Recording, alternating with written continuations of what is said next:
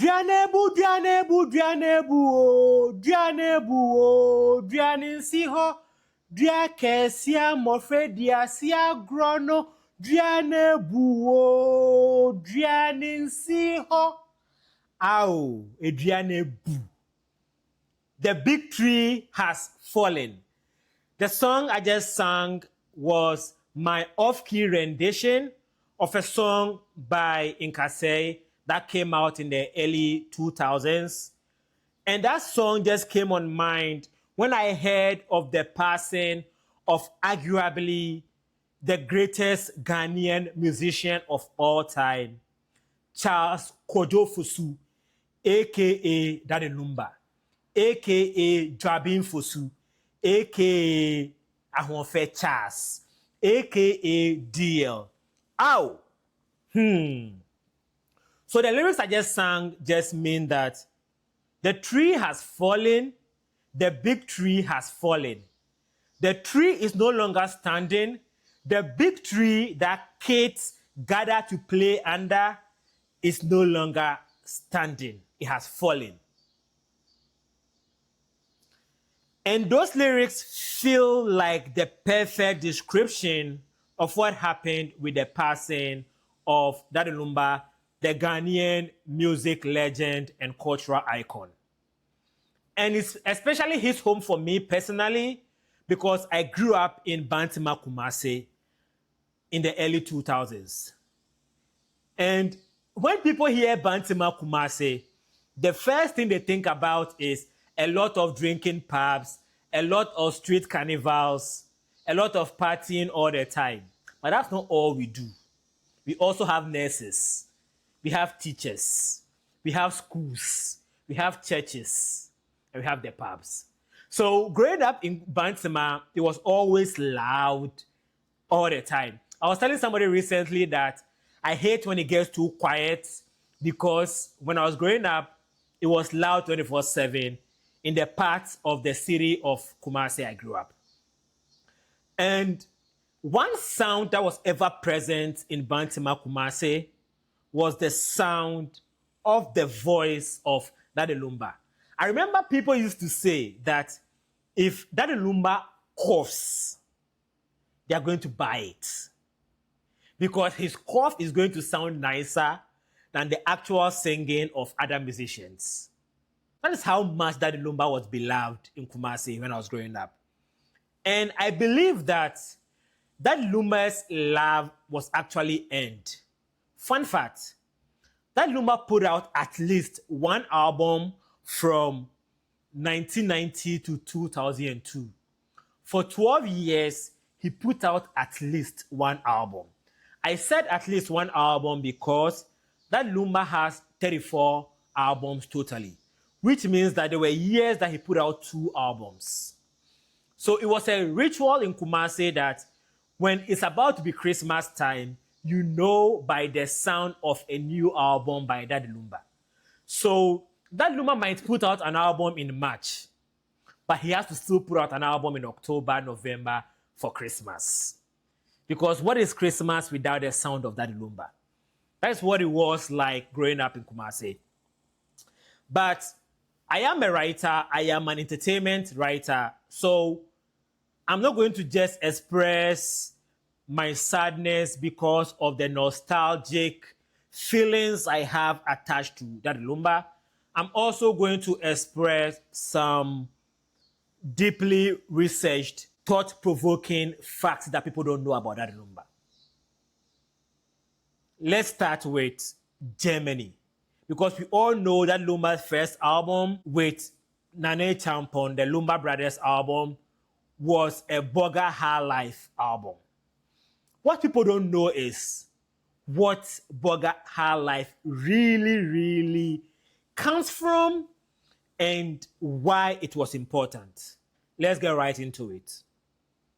So after World War II, Germany was in devastated state and they needed to get their country up by the bootstrap. And they needed to do that through industrialization. So they started building factories, but they didn't have the men to man the factories. So what did they do? They started trying to recruit workers from around the world to come to Germany and work in their industries. So they had a special visa arrangement for people to come and work in Germany. And so from the 1950s, Ghanaians started trooping Germany to go and make some small cash to come back home and take care of their families. So Germany is the first country that Ghanaians travel to specifically to make money. I said specifically to make money because before that, because of the history of colonialism with the British, Ghanaians used to go to Britain to go to school and to work for the British. And Ghanaians used to go to the US to go to school and to work in America. Ghanaians used to go to other English-speaking countries, but it wasn't that these countries was the destination for money-making purposes only.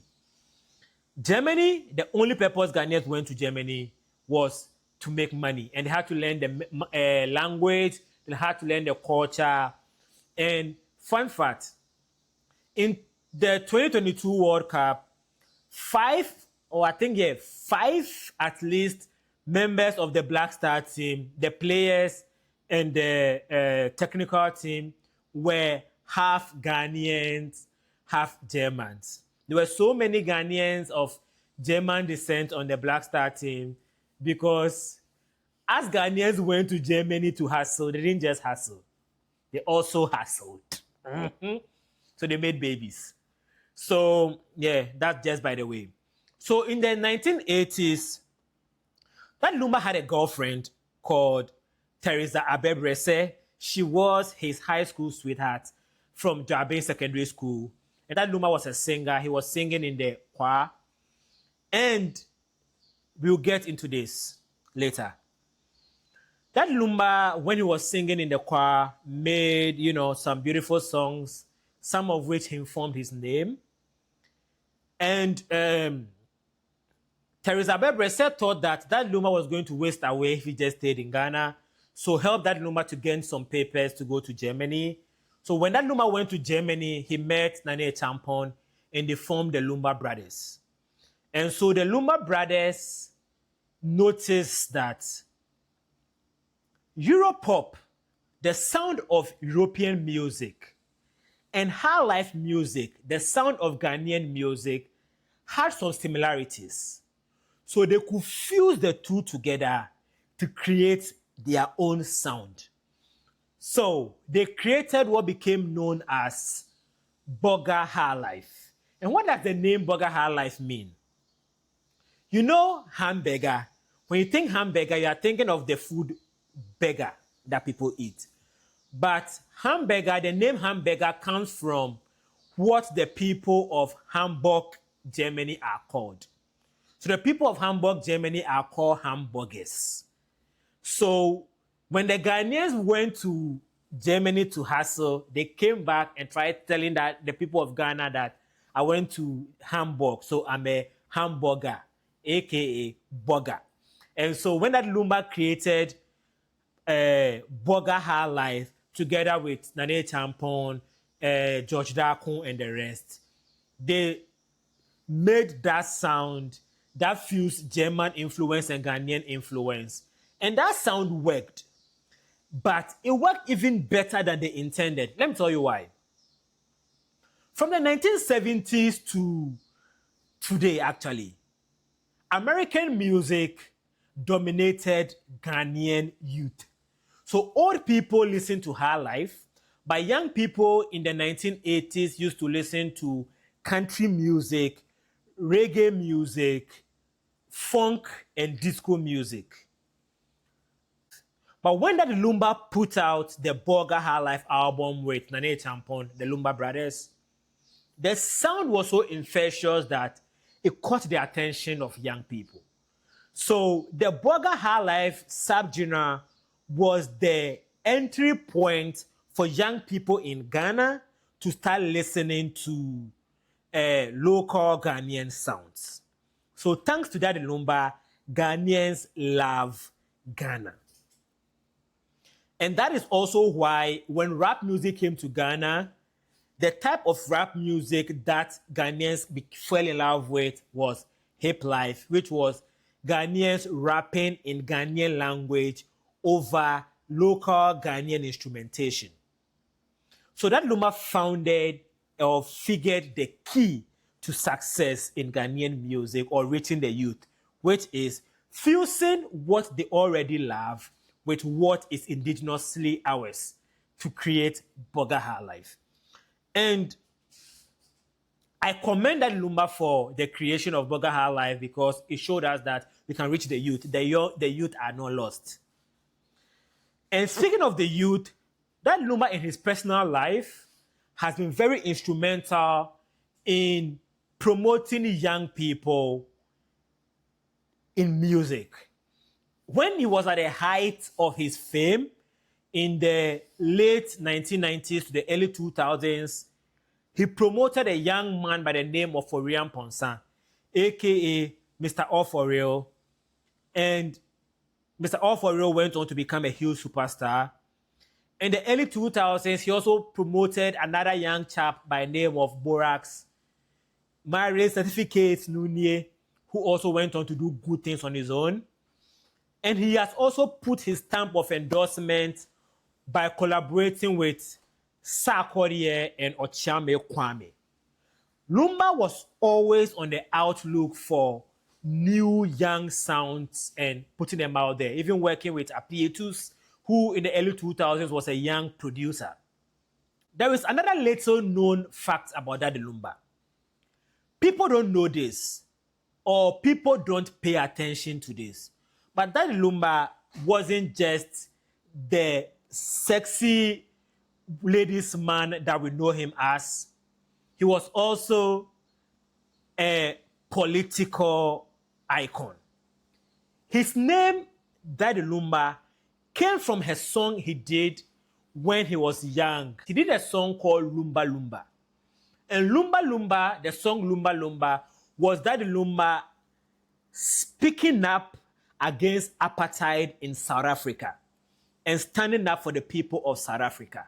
So yes, a young Daddy Lumba was on the outlook supporting the struggle for black liberation in South Africa. That is where his name, Daddy Lumba, comes from. I should have found out the meaning of the word Lumba. He also had some other politically charged songs like Namishramo Ganama, speaking against domestic violence.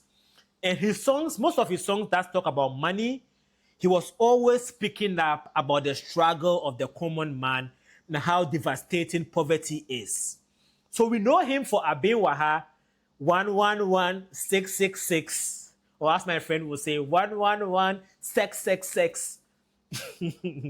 He was not only doing those type of songs, he was always, almost every album of that Lumba's had songs that were speaking to social justice.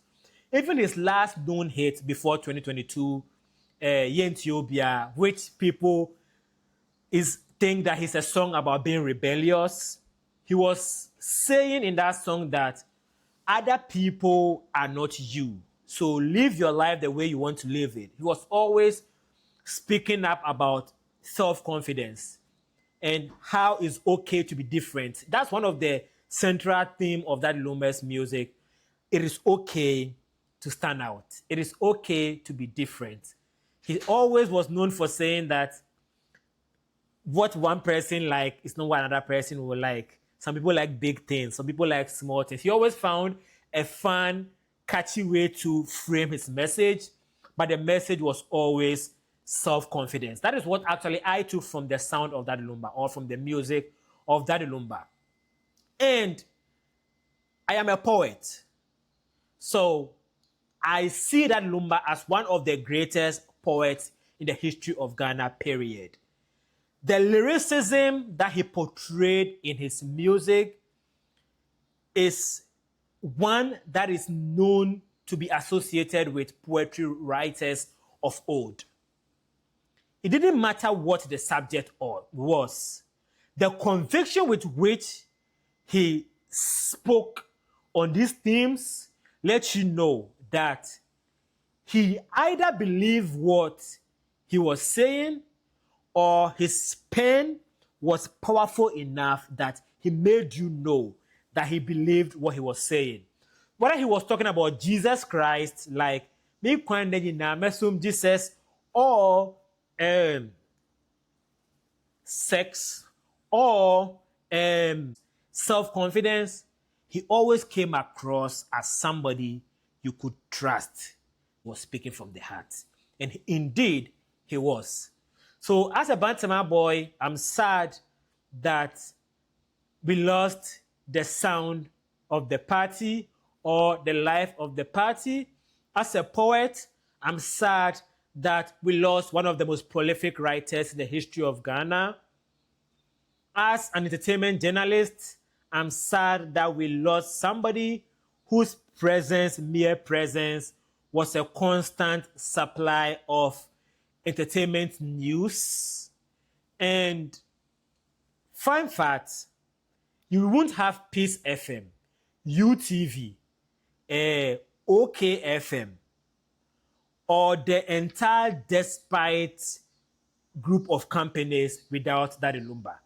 Because Osei Kwame, Despite, started Peace FM from money he made from selling Abinwaha as a Despite music group, right? So Despite music group made so much money from selling Abinwaha that he used the money to start a radio station, and he became who he is now owning a car museum as an individual. Because of how big that Lumba was about like collaborating or working with producers from around the world, specifically from Germany, a lot of people think that Abinwaha was produced by a German producer, but no. Abinwaha was produced by a Ghanaian producer known as Willie Roy. Willie Roy passed away a few years ago, and a lot of Ghanaians know Willie Roy as the guy who was always speaking on Plus FM in the mornings. But he was actually a very prolific producer who produced the sound that became known as Abinwaha. One of, if not the biggest Ghanaian song of all time. May the soul of Charles Kojo Fosu rest in peace.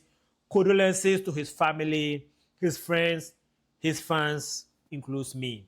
So I'll end here. Subscribe to my channel if you will, but that is not the point of this video.